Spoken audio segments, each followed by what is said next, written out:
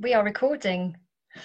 Hello, with my Hello. helmet on. This is Lauren and I'm Kate. I'm currently doing some crazy cycling for charity, and the charity I'm raising money for is Working Options in Education. So now I've done the stupid thing, I'm going to take this off because I've just done my ride for lunchtime. Not as long as I like to, but so welcome, Lauren, for coming Thank on you. today and telling us Thanks a bit for having more. me.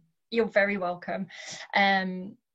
I feel really strongly about the charity that Lauren co-founded because, well, firstly, we were just saying, when on earth did we meet? And we rolled it right back to when I used to run a jelly co-working group in Harpenden, and my mate who used to work at the venue introduced you to the co-working, and you came along, and all sorts of connections have happened from then. So but we sometimes you just gel with someone, and we've stayed good friends, haven't we? So we just more have jacket potatoes more than talk business, don't we?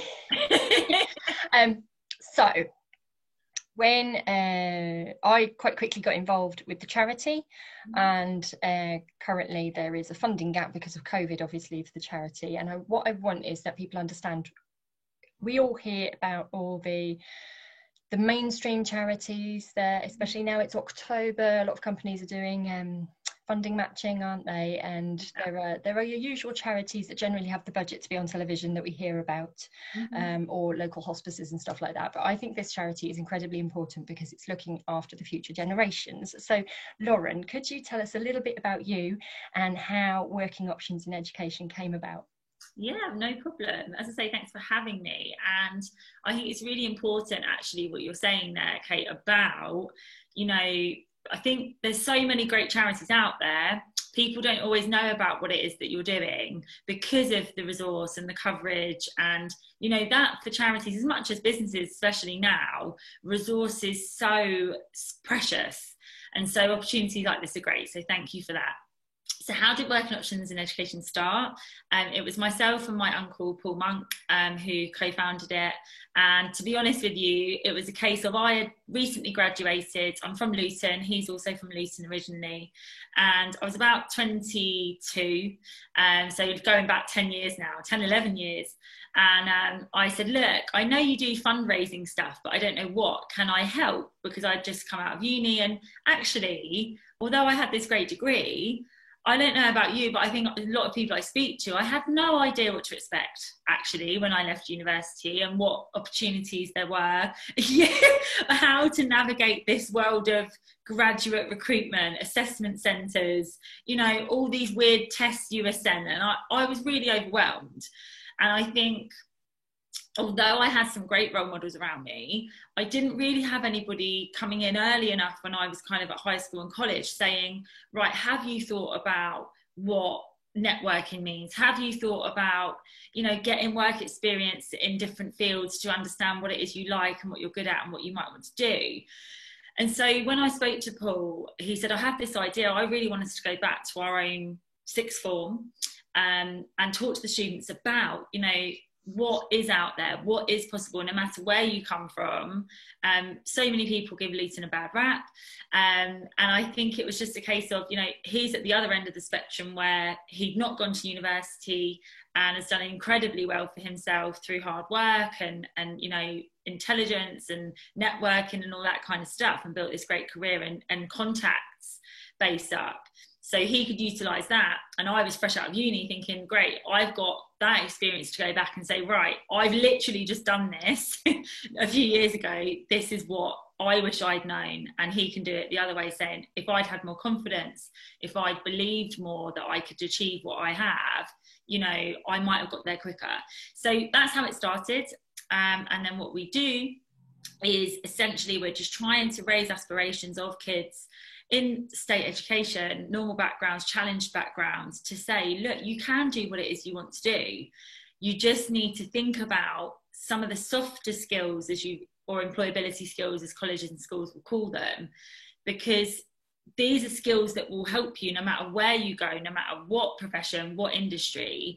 And so we do that through bringing in people like yourself from industry to talk to them about their own experience, and we run some workshops around specific skills as well. And it just is all about opening their eyes and giving them opportunities that they might not have in their own network and family and things like that. I love it. I think it's such a genius idea, and there are so many things that happen in life that we go, oh, that would have been nice, but we don't do anything about it. So the fact that I had the exact same experience, and I wasn't actually even in this country, and I got to the end of uni and went, what now? And ended up in sales in London, which I hated. So because it's, I don't know, sales. Mm-hmm. First person to offer you a job, yes. Yeah, exactly. That with some relationships, isn't it? Yeah. No, wait, how do you know at 16? You know, how are you meant to know what you want to do? So I think the more people you can hear from, and actually be reassured that a lot of people are the same in that sense, that they don't know. And also, you know, we've had situations where a tutor might say to us, oh, that person who came in who had a career in buying at Waitrose or somewhere, actually one of our students was really interested, went and looked into it, and is now following that route. So it just takes that tiny moment from somebody to spark inspiration, and then you've got a whole different door open to you as a young person. So I feel privileged to do the job I do. I love it. And you're so good in front of the students as well. So I volunteer my time normally, don't I, to well, I'm volunteering my time in another way at the moment, but my time and my legs. So I go in, I've done two things, haven't I? I've done well, several instances, but two types. One is the what do you call it when we go in and talk about our career path?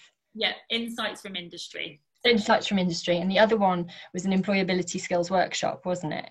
Which was really interesting as well. So where have we been together in cars? We've been, and trains. We've been to Croydon. We've been to Brighton. We've been to Luton. We've been wherever. I think there was another one I couldn't end up doing. And I know I roped my brother in, and he's involved down in Southampton as well, isn't he?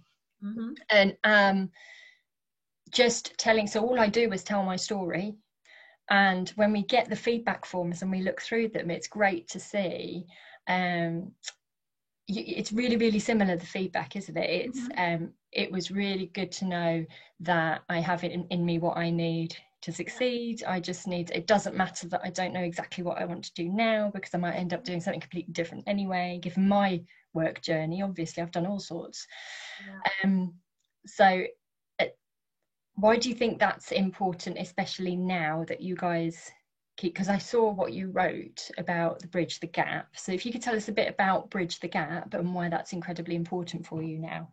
Oh, for sure. So I think pre-COVID, sorry, we're not post-COVID yet, pre-COVID, our kind of funding model was around some big fundraising events, which means bringing people together. And unfortunately, we've had to postpone those, which, you know, again, when you're a small charity anyway, with, you know, great supporters, but a smaller pool of supporters, that makes life difficult. So it left us with quite a significant funding gap of around £200,000. And we are also bridging the gap between those that are less fortunate and those who maybe do have more opportunities. So I kind of just thought, right, there's got to be something we can do to use that phrase and it have a double meaning. So we started the fundraising campaign called Bridge the Gap to help us bridge our funding gap, but actually, which also means getting that money means we can help more young people bridge their gap between education, work, and that kind of the social mobility gap. Because as most people will know and see daily and hear daily, you know, there are going to be so many young people negatively impacted by the current situation, especially in terms of kind of employment opportunities, you know, university experiences, placements, all kinds of things. So I think for us, it's about, right, what can we do to get our community of supporters like yourself, corporates, a whole host of people, tutors even in some instances, to get behind something that can raise the profile of working options and get some money in at the same time. So that's where it came about. We have different options for people. So I did 300 kilometres in 28 days, running and walking. You have very kindly offered to do your challenge, which I'll let you talk about. Yeah, you did way further on your feet, and I'm on a bike. So now I'm like, but you are taking some from me. And then we've had some corporates be very kind and donate money towards it. So we've got a few things going on, and people can choose how they want to raise money. And we've got somebody doing a really interesting, she's going to hula hoop, 100,000 hula hoops with over a month, which is the equivalent of 190 kilometres that she would travel to and from the office usually. And then she'll ask people to donate what they would in either like a day, week, or month's worth of commuting. So people are doing different weird and wonderful things, and it's really, it's a privilege for people to be doing it for us, actually, and it's lovely to see everyone getting really behind it. So that's what Bridge the Gap is all about. I love it. And I always think, bridge the funding gap. I think it's really important what you said about the social gap as well. Yeah. And what is going to be happening with people who have been incredibly supported throughout, maybe in a potentially in a bit of a bubble, and those who actually not at all. And while they weren't in school, what was going on, and can they still go to school? And yeah, now I'm thinking my creativity wasn't that good in terms of what my challenge is that I've set. Biking 200 kilometers in 4 weeks, and I'm like, I kind of wish you'd said, suggested knitting or something when you messaged me. Why did I think cycling? I hate cycling. Oh dear. But I think this is all really, really important. When do you think you're going to be able to get back into colleges and sixth forms? It's tricky. So this is really interesting, actually, and it's very different from each college to school completely. I've probably had about 10 different conversations in the past 2 weeks, and they are all operating really differently. So there's no one size fits all. Many don't want someone external in, do they, because of all the protocols? Well, and this is the thing, some are saying, yes, actually we want people in because they are being bombarded with online virtual learning. Some are saying no, exactly because it's too risky, and actually, we need to try and manage delivering the curriculum, let alone have an extracurricular activity. But it's positive. I think the majority of conversations we're having are, yes, how do we do it online? Let's get something going because it's needed more than ever, what we're delivering. So I think certainly before the new year, I think majority will be online, but we are set up to be able to do that. And then let's hope come next year things start to calm down so we can get out in front of them again. And as I say, where colleges are comfortable and volunteers are, we can do in person.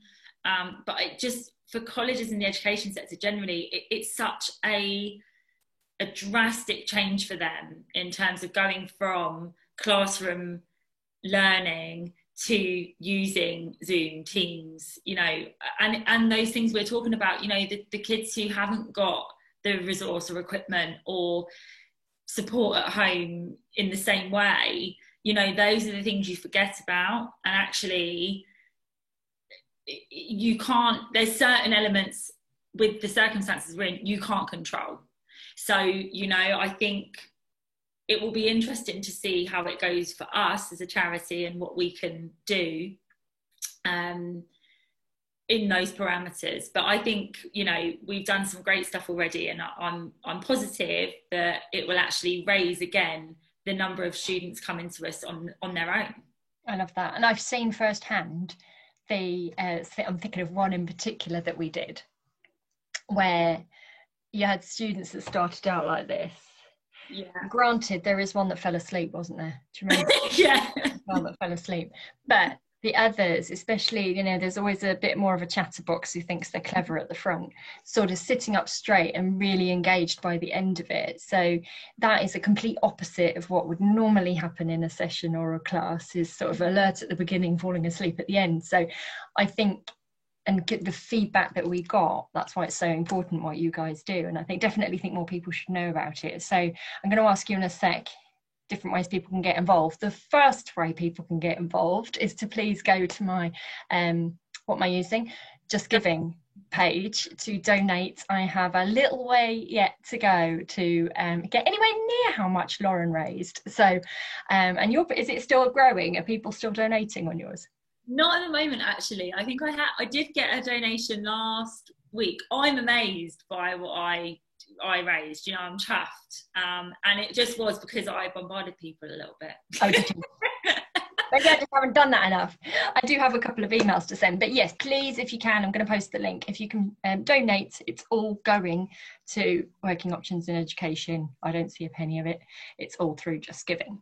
But what other ways can people get involved? Because, you know, this is going to be on LinkedIn as well as other places. I'm going to throw it everywhere. So what can businesses do, business people? I know that I then got involved in recording training segments on that. I sent you videos, didn't I? So there's all sorts of things. Tell us what people can do and how they can get involved. Yeah, of course. I think there are so many ways, as you said. So especially now, you know, everything being virtual, it's much easier for people to volunteer. So you can either speak about yourself, as Kate's mentioned, for say 10 minutes or so with Q&A. You can provide us content for our website, whether that's through a short video that you record talking about something in particular related to employability and careers, whether you're somebody who's got expertise in, I don't know, SEO and web design, or there's a whole host of things like that you can lend your kind of time to, marketing strategies, all, you know, the kind of things operationally that would help us. Employability skills workshops, so if you're somebody with maybe a training background, they might suit you. So we provide the content for you, it's ready made. It's a case of you kind of picking up the guide and following that through. Businesses, virtual work experience is hot on the agenda and really big at the moment, and schools and colleges are asking us, you know, please, if there are any opportunities, let us know, because obviously they can't now as easily go in as they might have done. And CSR, you know, if there's companies who are looking for ways for their colleagues and employees to be doing something meaningful and help towards personal development, etc. We're always looking for how we can build corporate partnerships and build something bespoke for a business that works for them. So yeah, get in touch. Brilliant. I'm going to end it there. It's been really great to talk to you, Lauren, and I know you're coming to some of our networking this month as well, aren't you? But yeah, I've got about 100 kilometres left to do. No, I haven't. I've got about 60 kilometres left to do, I think, maybe 70. I just need to say, it's no mean feat. So the people watching this, it's tough. And the reason I set the goal I set, so 300 kilometres, that's huge. And I did it for that reason. And I know you've done the same. So please, everybody, please, no matter how small, give Kate a donation, because seeing those coming in, it's not even necessarily the amount you're raising.